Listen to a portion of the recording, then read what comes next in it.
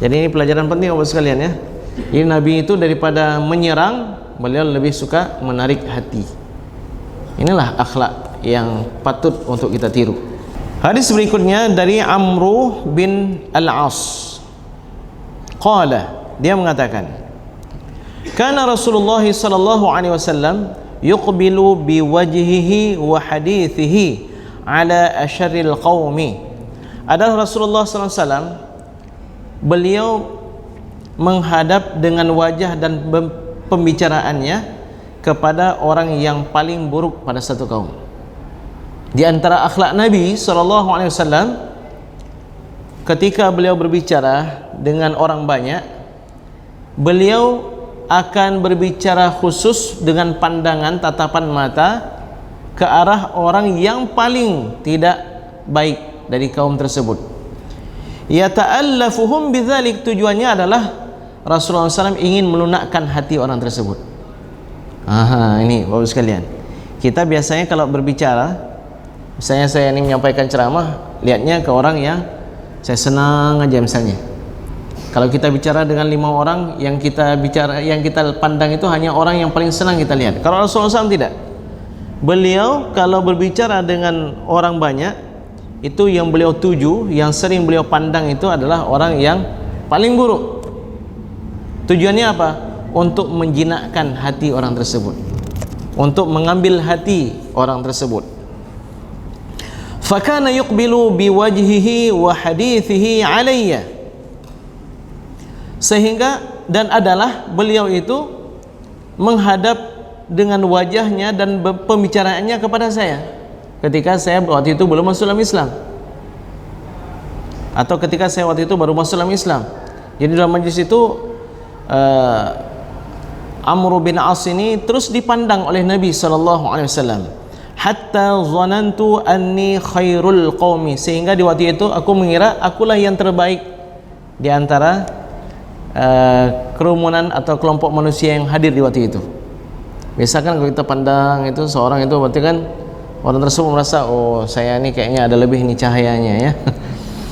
Jadi Rasulullah SAW itu melihat kepada Amr bin As, sehingga Amr bin As berbunga-bunga hatinya karena terus dipandang oleh Nabi SAW, dan dia pun merasa sepertinya dalam majlis ini akulah orang yang terbaik.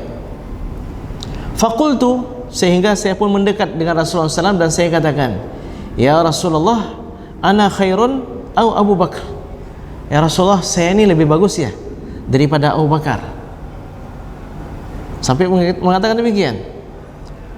Atau ya Rasulullah, saya ini lebih bagus atau Abu Bakar? Rasulullah SAW mengatakan, Abu Bakar lebih bagus daripada kamu. Oh, kayaknya ini di bawah Abu Bakar sedikit nih. Faqultu ya Rasulullah, ana khairun am Umar. Ya Rasulullah, saya ini lebih bagus ya daripada Umar. Rasulullah SAW menjawab, tidak, Umar jauh lebih baik pada kamu. Oh, mungkin ini di bawah Abu Bakar dan Umar nih. Ya Rasulullah, ana khairun am Uthman. Saya lebih bagus daripada Uthman ya Rasulullah. Tidak, Uthman lebih bagus pada kamu. Sehingga setiap saya bertanya kepada Nabi SAW, beliau mengatakan orang lain, maka aku mengatakan sekiranya aku tidak bertanya kepada beliau, biar aja diamin aja, mungkin ya lebih bagus begitu ya.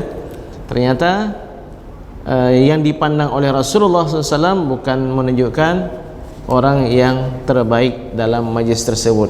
Bahkan seringnya Rasulullah SAW memandang kepada orang yang beliau inginkan supaya orang tersebut memeluk ke dalam agama Islam. Jadi ini pelajaran penting Bapak sekalian ya.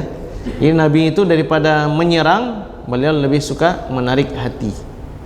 Inilah akhlak yang patut untuk kita tiru.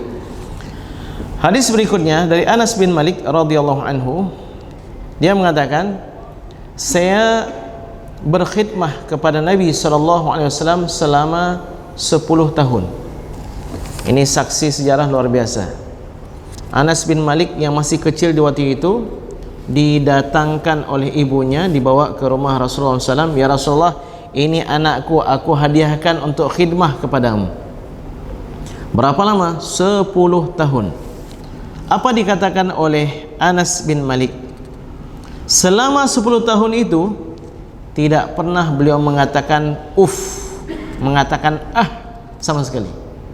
Kamu ini enggak ada. Wa ma qala li syai'in sana'tuhu lima sana'tahu. Tidak pernah beliau mengatakan kepada saya terhadap sesuatu yang saya lakukan, kenapa kamu buat seperti itu? Dan terhadap sesuatu yang aku tinggalkan, tidak pernah Rasulullah SAW mengatakan, kenapa kamu tinggalkan itu? Ya. Wa kana Rasulullah SAW min ahsanin nasi khuluqan, dan adalah Nabi SAW orang yang paling baik akhlaknya. Kira-kira kalau kita ini bagaimana ya?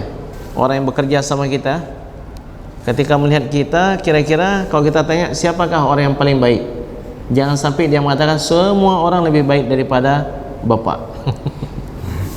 Ya, makin dekat dengan kita, makin tersingkap bagaimana jati diri kita.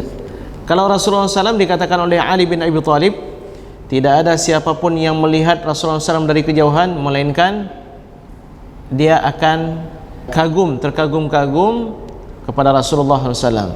Dan apabila dia bergaul akrab dengan Nabi SAW, maka akan semakin cinta dia kepada Nabi SAW.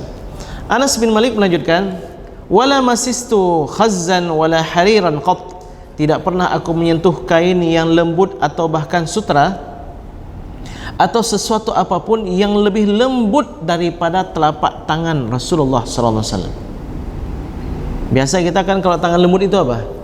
Ini orang nggak pernah kerja, ya kan? Rasulullah SAW itu lembut, apakah beliau nggak pernah kerja? Dari usia 7 tahun, dari usia 8-9 tahun sudah mengembala kambing. Ketika Ka'bah roboh, itu kan orang-orang Quraisy membangun Ka'bah, masing-masing bawa satu batu. Rasulullah SAW bawa 2 batu. Bagaimana kuatnya fisik Rasulullah SAW, orang yang gigih. Tapi walau demikian telapak tangan beliau itu lembut sekali. Wala syamimtu miskan qat, dan tidak pernah saya mencium aroma kasturi sama sekali.